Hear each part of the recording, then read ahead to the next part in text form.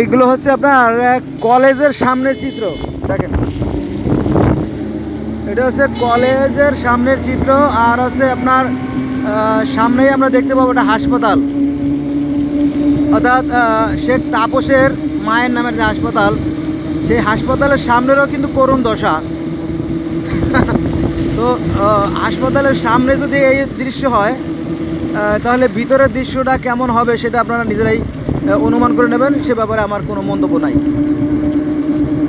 এই যে আমরা অলরেডি হাসপাতালের সামনে চলে আসছি, নাকি কলেজের সামনে আসছি। যাক, এখানে একটা স্কুল আছে, একটা কলেজ, একটা হাসপাতাল আছে।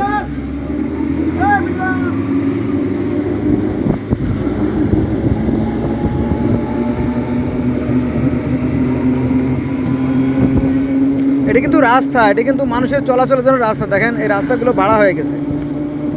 এইভাবে রাস্তা এইভাবে ব্লক করে রাখার কোনো রাইট নাই, কারণ এটা আমাদের সম্পদ, এটা জনগণের সম্পদ। এই যে যেটা বলতেছিলাম, যে এই যে হাসপাতাল দেখেন,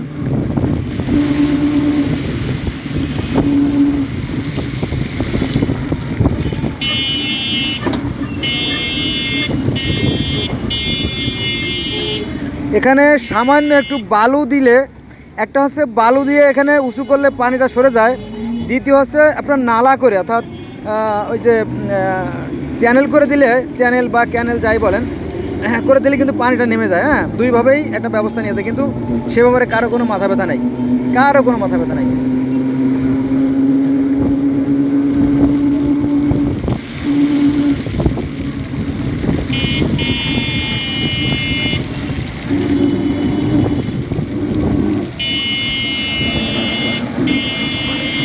বাম পাশে ঢালু দেখতে পাচ্ছেন, বাম পাশটা ঢালু। এখান থেকে একটু নালা করে দিলে পানি সহজে নেমে যায়, কিন্তু এখানে এই পানি জমার কারণে কাদা হয়েছে, কাদার কারণে কোনো মানুষ চলতে পারতেছে না।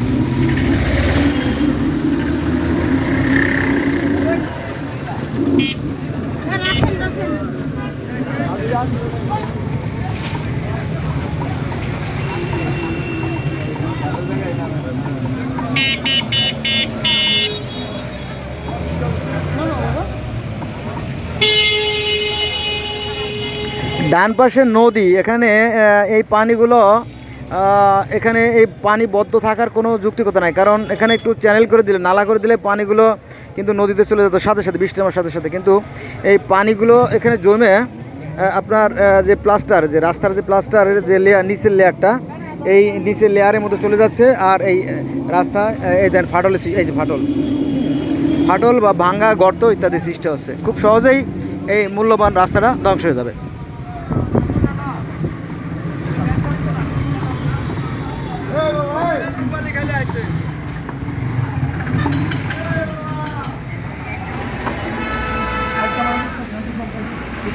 কতটা বোকা, কতটা নির্বোধ জাতি আমরা, এই চিত্রই আমাদেরকে সেটা প্রমাণ করে দেয় বা জানায় দেয়।